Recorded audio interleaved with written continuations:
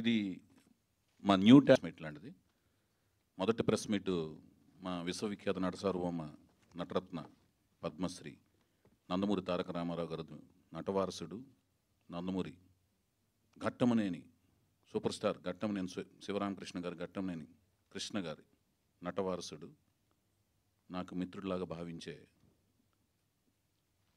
మహేష్ బాబు గారి బర్త్డే సందర్భంగా ఆగస్టు 9ని చేసుకున్నాం. మొదటి దాంట్లో రామారావు గారి 4వ తరం అంటే రామారావు గారి మూడవ పుత్రుడైన హరికృష్ణ గారి మనవడైన జానకిరామ్ గారి బిడ్డ అయిన తెలుగు మొట్టమొదటిసారిగా నేను ఒక తెలుగు అమ్మాయిని పరిచయం చేస్తున్నాను. ఆ తెలుగు నా కథానాయికగా తెలుగు అమ్మాయిని కీరవాణి గారు, చంద్రబోస్ గారు, బుర్రా సాయిమాధవ్ గారిని నన్ను వెనక నుండి ప్రోత్సహిస్తూ నడిపిస్తున్నారు అని ప్రకటించుకోవడంతో రెండవ ఈవెంట్ జరిగింది. ముఖ్యంగా ఈ మూడో ఈవెంట్ యొక్క ముఖ్యోద్దేశం ఏంటంటే, నాకు తల్లిదండ్రులు యలమంచిల నారాయణరావు గారు, రత్నకుమారి గారు జన్మనిస్తే నేను రామారావు గారి అభిమానాన్ని తెలిసి కూడా రికార్డుల పరంగా అక్కినేని నాగేశ్వరరావు గారితో అగ్నిపుత్రుడు సినిమా చేస్తుండగా గొడవలు పడిన సందర్భాలన్నీ కూడా గుర్తుండి కూడా, అలాగే అక్కినేని అంటే నందమూరి బాలకృష్ణ గారి లెటర్స్ కరస్పాండెన్స్ చేస్తూ ఆయనకి అభిమాన సంఘం నడిపి వచ్చిన గతాన్ని గుర్తు తెలిసి కూడా అక్కినేని నాగార్జున గారు మానవత్వంతో అవి జనరల్గా సహజంగా జరిగే పరిణామాలు తప్పితే ఇతని దగ్గర విషయం ఉంది అని గమనించి ఇతనికి డెఫినెట్గా డైరెక్షన్ ఛాన్స్ ఇస్తే మంచి డైరెక్టర్ అవుతాడు అని నన్ను ప్రోత్సహిస్తూ 5 సినిమాల్లో నన్ను గమనించి దర్శకుడిగా నాకు జన్మనిచ్చారు. ఆయన నా గాడ్ ఫాదర్ లాంటి వాళ్ళు. అందుకని నేను సెల్యులాయిడ్ సైంటిస్ట్, ఒక నల్ల కళ్ళద్దాలు పెట్టుకొని యూనిట్లో కూర్చుని గమనిస్తుంటాడు ఎవరి దగ్గర విషయం ఉంది ఏంటనేది. ఆయన నాకు నిజంగా గాడ్ ఫాదర్. ఆయన బర్త్డే పురస్కరించుకుని ఎప్పుడు ఎక్కడ బర్త్డే నేను ఏ ఊర్లో ఉన్నా కూడా ఆయన బర్త్డేకి ఆయన విషెస్ చెప్పాలని తాపత్రయపడతాను. ఆ విషెస్ ఆయనకు చేరే విధంగా నేను సాయశక్తిలో కృషి చేస్తాను. అవి రీచ్ అవుతాయి, ఆయన కూడా రిసీవ్ చేసుకుంటారు, చాలా ఆనందపడుతుంటారు. అలాగే నేను ఏ కారు కొన్నా, నా జీవితంలో ఏమి సాధించినా కూడా ఆయనకి అప్డేట్ చేస్తుంటాను. ఆయన ఆనందపడుతుంటారు, గర్వపడుతుంటారు. నాగార్జున గారు, many happy returns of the day sir.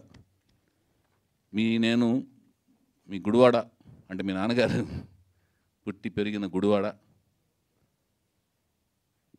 గుడివాడలో పుట్టి పెరిగాను నేను కూడా.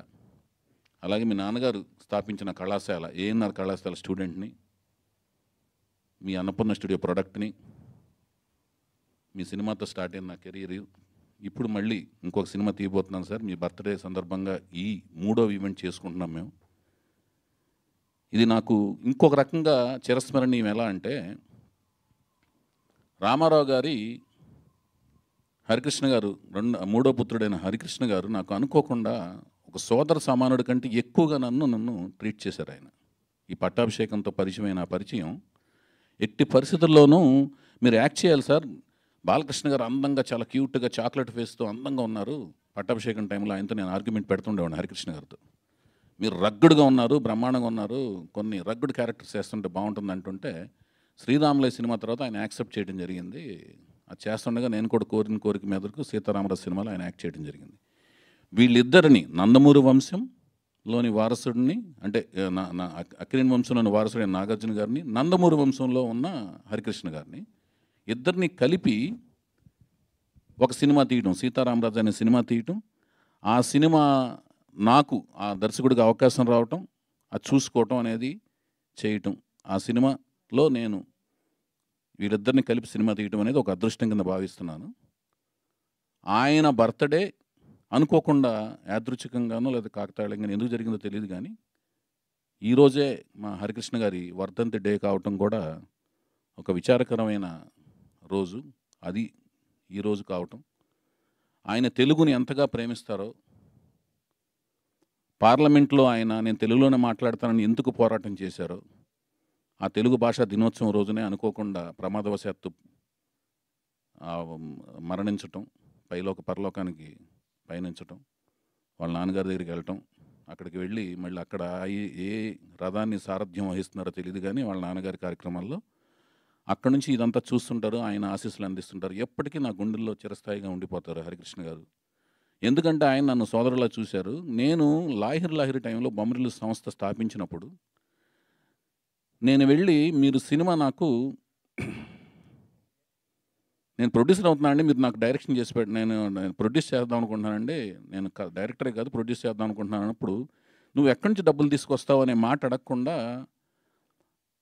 ఆయన నాకు యాక్సెప్ట్ చేసిన విధానం అనేది మాత్రం నేను ఎప్పటికీ మర్చిపోలేదండి. అన్న, మీరు ఎక్కడున్నా కూడా మీరు నా మీద ఉంచిన నమ్మకం ఎప్పటికీ నేను మర్చిపోలేను, మీ రుణం ఎప్పటికీ తీర్చుకోలేను.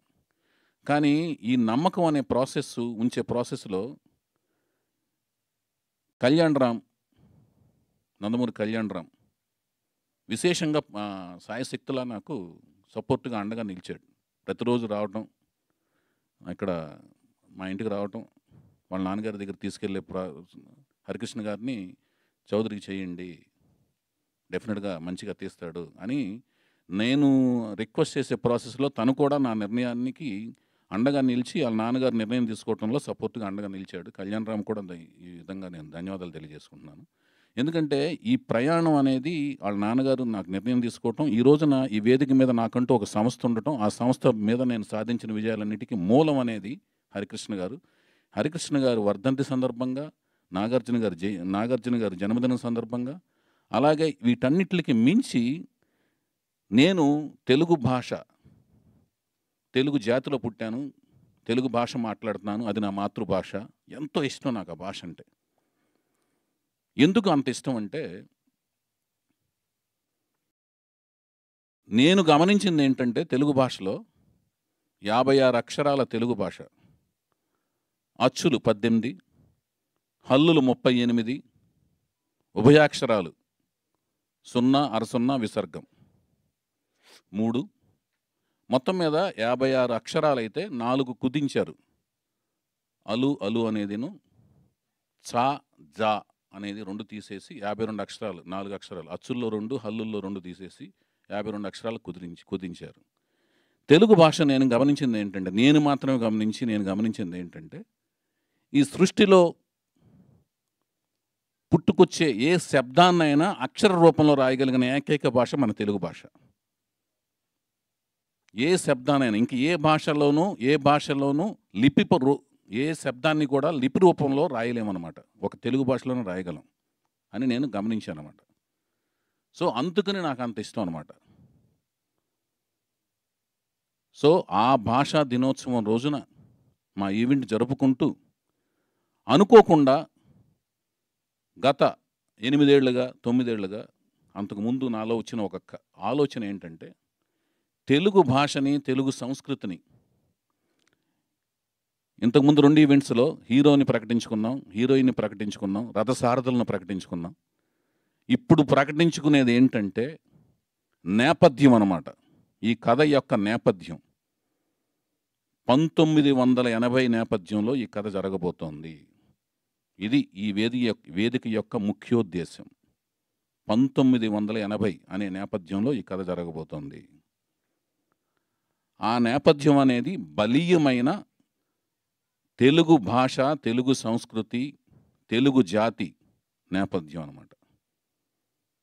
ఈ 9 ఏళ్ళుగా నేను మన తెలుగు భాష, తెలుగు జాతి గురించి మనం చెప్పాలి, తెలుగు సంస్కృతి గురించి చెప్పాలి, అలాగే మన హైందవ సంస్కృతి గురించి కూడా, అందులో ఉన్న విలువల గురించి చెప్పాలి అనేది నాలో నేను ఎప్పుడోంచి మదన పడుతున్నాను.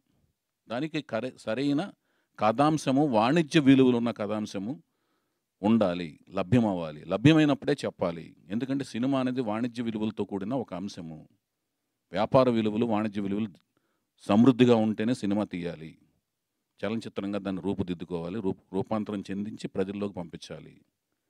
సందేశాత్మకంగా ఉండకూడదు, దాంతోపాటు వాణిజ్య విలువలు కూడా ఉండాలి అనే అంశం వస్తేనే సినిమా తీయాలి అనుకున్న ఉద్దేశం వచ్చినప్పుడు ఈ కథ రావటం జరిగింది. దీనిని ఈ తెలుగు భాషా దినోత్సవం రోజున ఈ నేపథ్యాన్ని ప్రకటించుకోవటం నాకు ఈ రోజున చాలా ఆనందంగా అనిపిస్తుంది.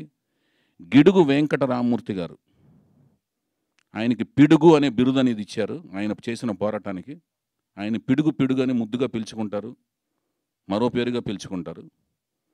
ఆయన జరిపిన పోరాటం ఏంటండి, ఇందాక ఆవేశంలో ఆయన చెప్పారు, గ్రాంధిక భాష కాదు, వ్యవహారిక భాష ఎప్పటికప్పుడు మనం అప్డేట్ చేసుకుంటుంటే ఎప్పటికప్పుడు దాన్ని అవలంబన చేసుకుంటూ ముందుకు పోవటం అనేదే భాష మనుగడకి మంచిది అన్న ఉద్దేశం రూపంగా ఆయన చేసిన పోరాటానికి ప్రతిఫలంగా ఆయన జన్మదిన పురస్కరించుకుని ఈ తెలుగు భాషా దినోత్సవాన్ని జరుపుకోవటం.